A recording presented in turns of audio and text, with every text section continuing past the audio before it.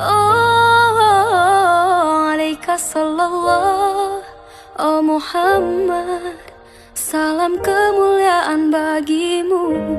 Alaika sallallahu, oh Muhammad, kaulah inspirasi jiwaku.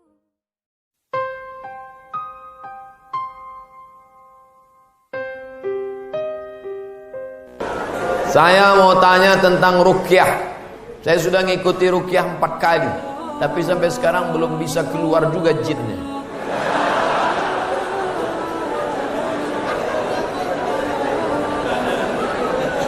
Nanti pergi ke Pekanbaru, mana tahu hari libur, di belakang Hotel Premier ada Masjid Al-Falah. Ini nomornya, catat. Mana tahu ke Pekanbaru. Mungkin sama Ustadz ini jin itu tak takut, yang ini dia takut. Catat nomornya. Ketua Asosiasi Ruqyah Indonesia Provinsi Riau Daratan. Namanya Ustadz Saifullah. 0812 768 9119. 0812 768 9119. Kalau emergensi 911. Kalau diganggu hantu 119. Kita datang ke sana. Jadi tak salah kita coba. Kalau siang namanya Ustadz Saifullah, kalau malam namanya Ustadz Zafrullah. Di masjid yang sama. Mana tahu kebetulan ke Pekanbaru malam. Datang ke masjid yang sama, namanya Ustadz Zafrullah. Ada orang 7 tahun nikah tak punya anak.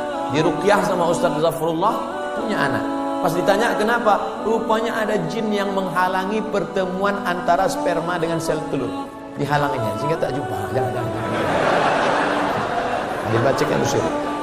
Kata Ustadz Saifullah, ada pula bencong LGBT di ruqyah sehat. Ternyata yang masuk itu jin bencong. Jadi saya tanya, Ustadz, jadi ada jin itu bencong? Ada, kata dia. Itulah yang dimasuk ke dalam. Ustadz, udah diruqyah 2-3 kali tetap juga sakit. Berarti tidak. Pemarah. Laki saya ini pemarah, Ustadz. Sudah diruqyah 5 kali tak juga hilang marahnya. Berarti tak salah jin. Memang dia pengamuk. Makanya kadang kita kasihan juga sama jin nih. Sikit-sikit salah aja. Sikit-sikit salah aja. Aku tak selamanya salah, kata jin. Ustadz, ayat yang dibacanya kan ayat kursi. Coba saya dengar yang dibacanya itu ayat kursi. Kenapa kita yang baca, kenapa jin itu tak keluar? Ini bukan masalah pistolnya, tapi man behind the gun. Orang yang punya pistol. Kita bacakan Allahu la ilaha illal qayyum la ta'khudhuhu sinatun wa la nawm lahu ma, tak mau dia keluar, malah ketawa jin. Ditanya, jin, kenapa kau tak mau keluar? Sesama hantu di dalam saling mengusir. Hantu ngusir hantu, mana mau? Yang membaca itu ulah hanya 11-12 macam hantu. Apa hukum suami menyembunyikan uang gajinya? Kadang memberi istri sikit, padahal gajinya besar. Berapa tadi hak ibu? Ingat, berapa hak ibu tadi? Makan, pakai, tempat tinggal, pendidikan, perhatian. Kalau kurang, maka laki-laki ini dituntut di hadapan Allah Subhanahu wa taala. Hai laki-laki yang gajinya banyak tapi mengasihi bini sikit, maka ingat 5 ini mesti kau tunaikan.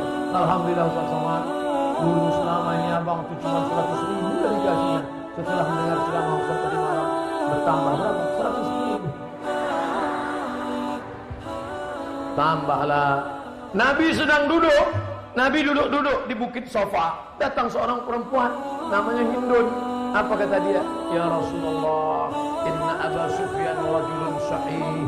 Suamiku itu orang yang pelit. Boleh tak aku ambil duitnya untuk makan anak-anak? Kata Nabi, ambillah. Itu dalil boleh mengambil duit laki yang pelit. Tapi kalau kurang, kalau udah cukup jangan ambil lagi. Saya tak tahu jawab. Nanti dia ambilnya semua. Pas ditanya kenapa kau ambil? Kata Ustaz, sholat tadi malam. Misalnya standar di sini sebulan 3 juta. Laki cuma mengasih 1 juta, maka ibu boleh ambil 2 lagi. Kenapa? Karena itu keperluan. Begitu dalam riwayat tentang Hindun mengadu Abu Sufyan, rajulun syahid, pelit.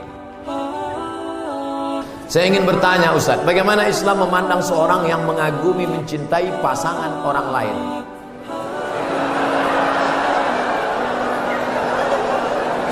Bagaimana pula jika orang itu memiliki perasaan yang sama dengan kita?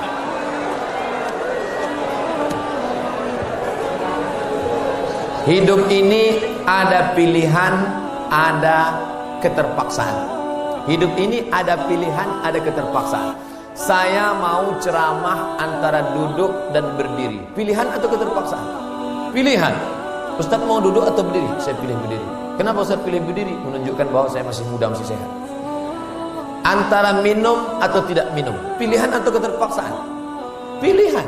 Minum atau tidak, terserah saya. Mau saya minum, mau tidak. Itu pilihan saya. Nah, masalah cinta. Cinta itu pilihan atau keterpaksaan? Cinta tidak pilihan. Cinta adalah keterpaksaan. Oleh sebab itu maka kadang kita tengok orang ganteng bininya buruk.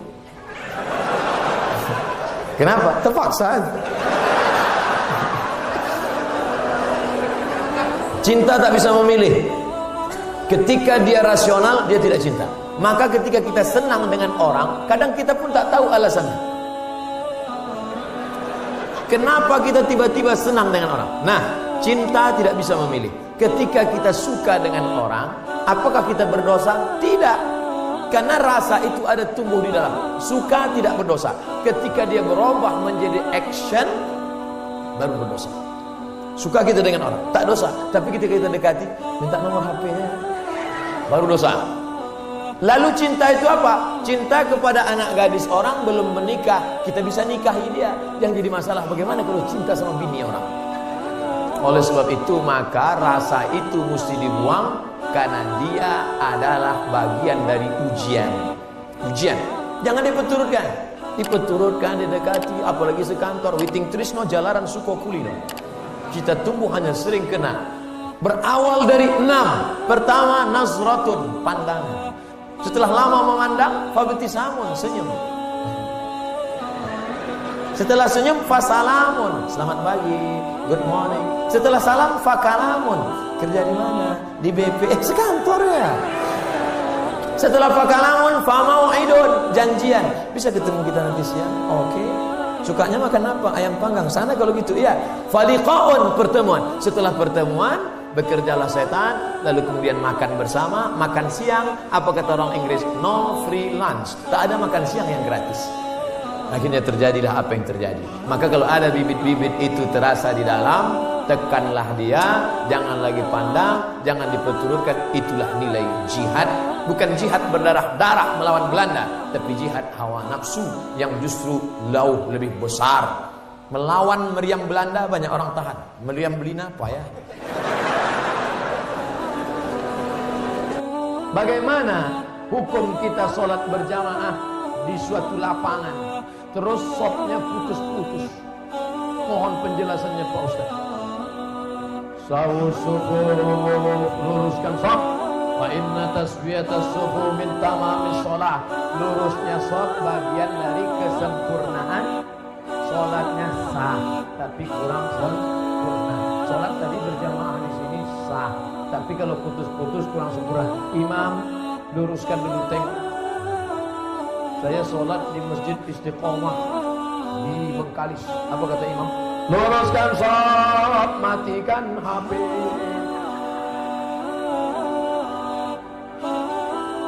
Ada pula di masjid lain, luruskan sholat, angkat kaki celana. Ada pula di masjid di Dumai lain lagi, luruskan sholat, simpan batu cincin. Saya tanya, Pak Imam, kenapa lainin? Iya Pak Ustaz, batu cincin ini buat orang tak khusyuk. Waktu tasyahud tengok. Sudah ini. Tapi tiga-tiganya sepakat.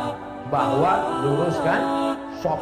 Cara meluruskan sok itu Pak Ustaz, ujung kaki di ujung tumit, ujung kaki di ujung sok. Kiblatnya ke sana. Ini ujung sajadah tumit. Nah, tumitnya yang rata. Takut buat terlontar. Tumit. Jadi yang rata itu tumitnya. Adapun ujung kakinya ya tergantung kaki masing-masing. Kalau kakinya panjang, pendek. Mangkibun bimangkibin, bahu rapat dengan bahu, bahu bersentuh dengan bahu, bersentuh. Saya kalau bahu saya disentuh orang, saya tak. Cuman kalau kaki kadang disentuh geli kita. Nah, jadi kalau ada kawan kita senggol kakinya sekali dia geser, jangan disenggol lagi. Nanti asik urus kaki. Saya khawatirnya dia preman baru tobat. Begitu dipijakkannya, gitu. Bertinju kita di masjid. Terus sampai kita bertinju di masjid, nanti yang ketawa yang tak ke masjid. Kenapa orang itu bertinju di masjid? Gara-gara kaki. Untung kita tak ke masjid. Allah pak balak 6. Nah jadi bahu rapat dengan bahu, kaki rapat-rapat sedikit lah. Kalau dia risau atau setempel. Setelah itu barulah imam angkat takbiratul ihram. Allahu Akbar. Bagaimana hukum suntik rubella yang belum sertifikasi halal mu'min? Sampai sekarang Majelis Ulama Indonesia tidak mengeluarkan sertifikat halal sampai hari ini. Itu yang disampaikan oleh Sekjen MUI, Wakasekjen MUI, Kiai Haji Dr. Kiai Tengku Zulkarnain. Oleh sebab itu kalau ada yang memakai itu alasannya karena darurat. Karena kata dia kalau tidak disuntikkan ini anaknya sakit cacat, mati.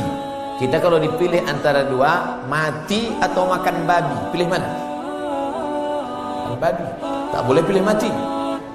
Masuk ke dalam hutan, pilihan cuma dua, mati sama makan babi. Kau pilih mati atau makan babi? Aku mati aja lah, tak boleh. Mesti makan babi. Ambil kecap, colek-colek babi itu.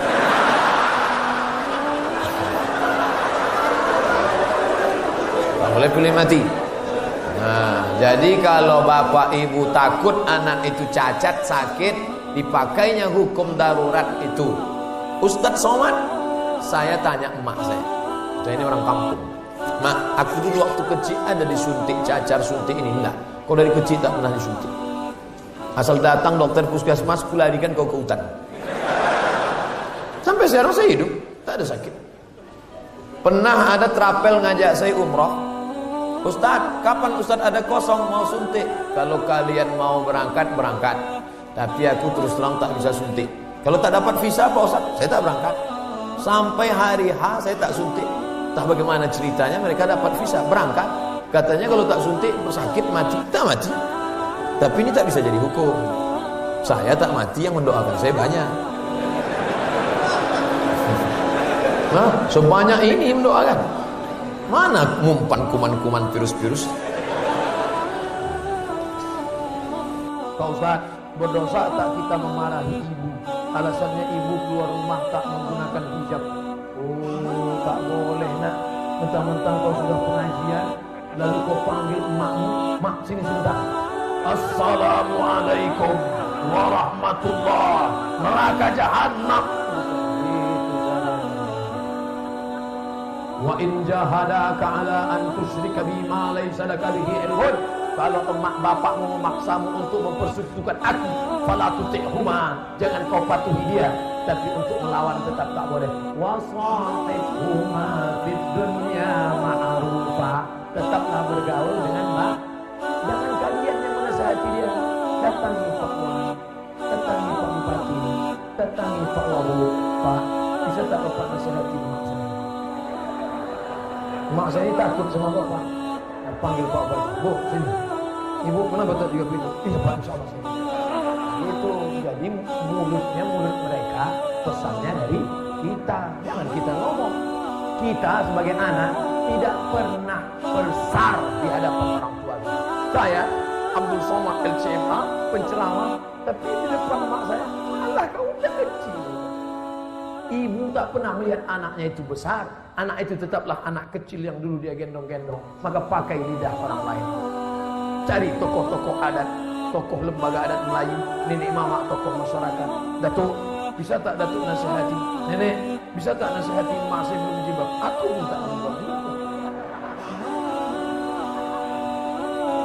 Apa hukum orang yang mampu beli mobil tapi minyaknya pakai subsidi premium? Ini nyindir saya nampaknya.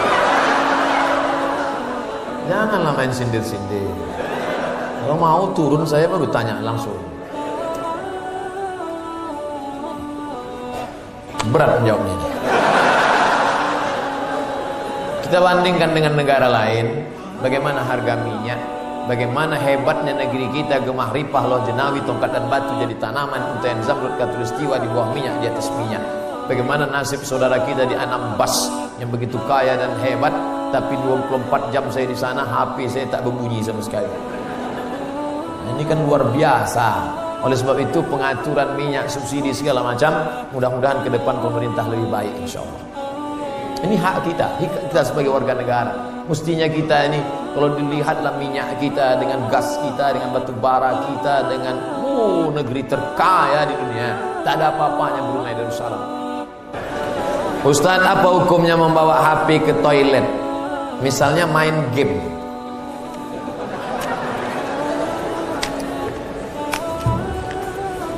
Ada orang buang air besar sambil main game. La ilaha illallah Muhammadur Rasulullah. Fokus sajalah di satu pekerjaan. Tak usah lain-lain. Pak Ustadz, saya mau nanya, apakah orang yang bertato itu tidak diterima sholatnya? Ada orang pakai tato. Apa tulisan tatonya? Orang yang bertato tidak diterima sholatnya.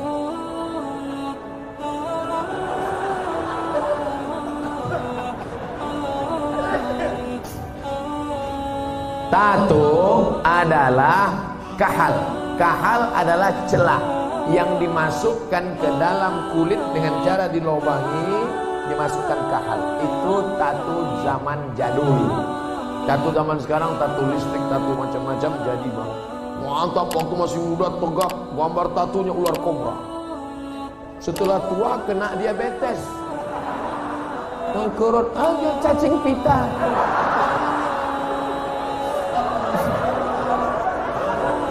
Sebelah kanan gambar burung gagak yang sedang ingin terbang menangkap serigala. Tiba-tiba karena sudah tua, kurus, keriput, gambar burung puyuh. Dulu preman tengik, sekarang taubat. Nah, apakah setelah taubat dia perlu menyetrika tatunya? Taubat, sekarang ada cacing pita, mau disetrika lurus. Maka saudara-saudaraku yang sudah bertato tidak perlu menyetrika tatonya, wuduknya sah, air wuduknya masuk, sudah dikaji oleh para ulama, tidak perlu membuang tatonya. Hanya saja kalian yang dulu mantan-mantan petato perlu membuat komunitas tato tobat, KTT. Disangka orang konferensi tingkat tinggi, ternyata komunitas tato tobat. Yang nggak punya tato nggak boleh masuk. Ada yang tatonya seperti yakuza, ada tato semua, ada sebelah mukanya tato semua isi. Tiba-tiba ada satu pesertanya nggak punya tato. Loh, sampean nggak ada tato kok bisa ikut? Ternyata tatonya cuma satu tai lalat. Dulu pengen jadi Rano Karno, nggak jadi. Dulu sama-sama dulu kan ada anak-anak muda ingin jadi Rano Karno, ketika ambil jarum, tusuk, kasih spidol. Ustaz kok tahu? Saya dulu nyoba juga. Nggak jadi. Nah, bagi yang belum punya tato jangan buat tato. 5. La'anallahul wasiman, Allah melaknat yang tukang buat tato. Wal mutasimat, minta buatkan tato. Wal mutanammisat, yang mencabut. Ini alis atau bulu mata? Alis, mencabut alis. Ini jangan dicabut. Ini mau nikah, wah, dicabut. Cabut, enggak mempan cabut dicukur. Hilang. Tukang buat tato minta buatkan tato, mencabut bulu mata, alis mata, wal mutafallijat, mengotak-atik gigi. Gigi sudah bagus diotak-atik, kecuali giginya memang enggak wajar. Setiap melihat dia senyum pingsan 3 orang. Hai, pingsan. Itu boleh pakai kawat. Dulu seingat saja kawat itu kan untuk pagar. Sekarang gigi pakai kawat. Hari Senin ungu, hari Selasa merah, hari Rabu pink. Setiap ketemu, itu nggak boleh, mubazir, sakit. Pokoknya merubah yang nggak wajar jadi wajar, boleh. Merubah yang nggak normal jadi normal, boleh. Tapi yang sudah normal jadi abnormal, nggak boleh. Nah, oleh sebab itu yang bertato, kalau ada imam kita bertato, gak usah dipermasalahkan. Nanti selesai sholat, ini sholat kita sah nggak ya? Nampaknya nggak. Pokoknya baik-baik semua. Kalau orang tua saya sebelum meninggal berwasiat kepada saya untuk pergi haji, apakah saya harus memenuhi wasiat itu? Apa tidak? Sedangkan saya belum naik haji. Bagaimana balasan? Oh, dia wasiat aja gini. Duh, iki ono uang 50 juta. Nanti kalau saya meninggal, kamu harus menghajikan saya. Anak ini bolehkah menghajikan bapaknya? Boleh, dengan syarat dia haji dulu. Namanya badal haji. Nah, boleh nggak dia pakai uang ini untuk berangkat haji dia? Nggak boleh, karena uang ini untuk menghajikan bapaknya. Oh, rupanya mikrofonnya nggak boleh kuat. Makanya nggak boleh.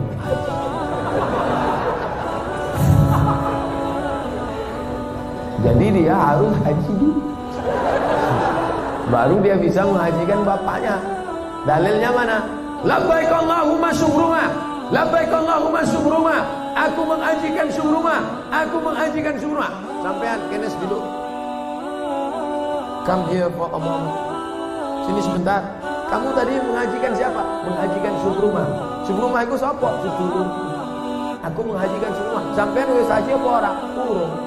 Haji dulu dirimu, baru hajikan orang lain. Nah, kebetulan nanti anaknya dapat uang, dia berangkat haji, bawa uang almarhum yang 50 juta tadi. Kebetulan nanti di Makkah ketemu mahasiswa dari Semarang, anak KSW, kekeluargaan Wali Songo.